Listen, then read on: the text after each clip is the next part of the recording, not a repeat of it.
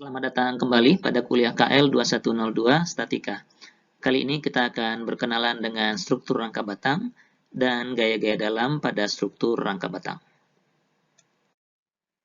Struktur rangka batang adalah struktur yang terdiri atas batang-batang yang saling tersambung dengan sambungan engsel, tumpuan sendi, atau tumpuan roll, dan hanya menerima beban pada ujung atau sambungan batang. Di sini diperlihatkan sebuah ilustrasi struktur rangka batang sederhana terdiri atas batang AB, AC, dan BC tersambung menggunakan engsel. Di B ada tumpuan sendi di A dan tumpuan roll di C, dan beban hanya bekerja di sambungan antar batang yaitu di engsel B.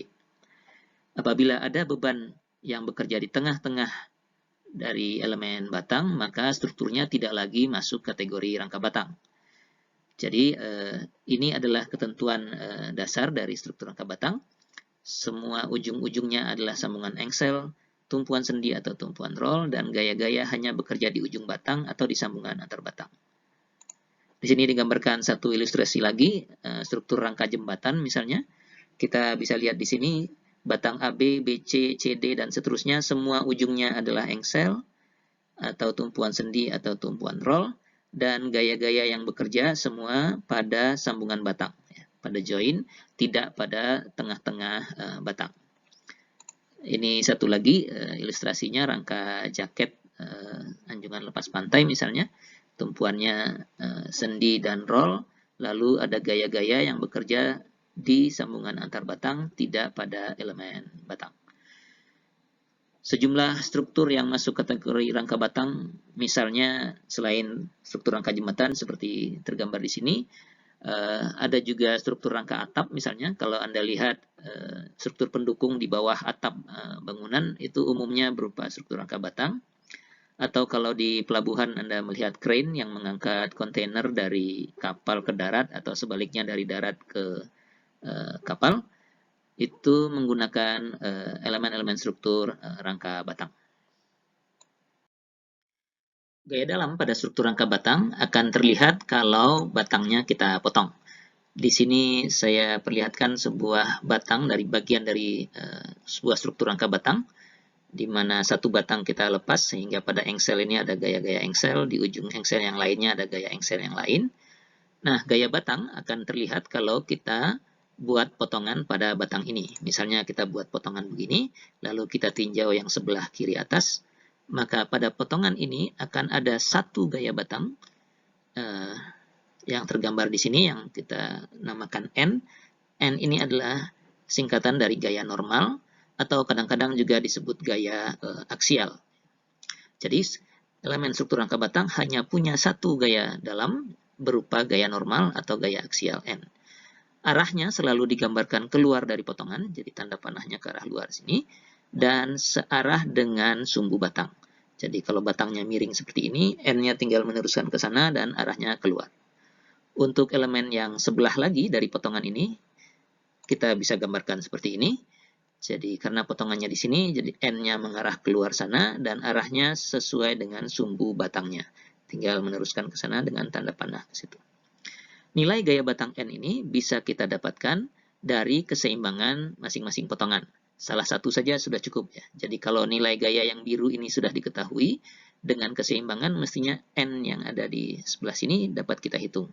Atau kalau dari potongan yang sebelah bawah ini, kalau nilai gaya-gaya yang biru di bawah ini sudah diketahui, maka N dapat kita peroleh dengan menerapkan persamaan keseimbangan. Apabila nilai N dalam perhitungan kita mendapatkan hasil yang positif, secara konvensinya untuk elemen rangka batang kita sebutkan bahwa batang tersebut mengalami tarik, sedangkan apabila N-nya negatif, maka batang tersebut mengalami tekan. Kalau dalam deformasi nanti pada semester berikutnya, tarik ini akan menambah panjang batangnya, memperpanjang, sedangkan batang yang mengalami tekan akan mengalami perpendekan. Pada struktur yang lebih kompleks, misalnya di sini diperlihatkan, kalau kita ingin mencari gaya batang dari batang AB atau BC, maka kita harus buat potongan yang melewati batang ini sehingga strukturnya terpisah. Jadi misalnya kita potong seperti ini, dan kita tinjau salah satu bagian sebelah kiri atau sebelah kanan, sebelah kirinya misalnya seperti ini. Nah, pada potongan ini harusnya ada gaya batang AB yang terpotong dan BC. Sedangkan AC karena tidak terpotong, jadi gaya batangnya tidak kelihatan. Gaya batangnya kalau kita gambarkan seperti ini, dari potongan ini searah dengan batang AB keluar, itu adalah gaya normal batang AB, dan searah dengan batang BC keluar, itu gaya normal dari batang BC. Nilai gaya batang AB dan BC ini dapat kita hitung dari keseimbangan free body ini. Nah, tentu saja sebelumnya kita harus menghitung dulu reaksi di tumpuan A dan di tumpuan C, karena kalau di free body ini ada tumpuan, mestinya ada reaksinya.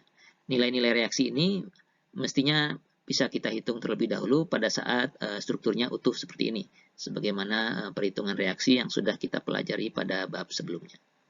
Atau mungkin akan lebih cepat memperoleh hasilnya tanpa menghitung reaksi kalau kita tinjau potongan yang di sebelah kanan dari potongan ini.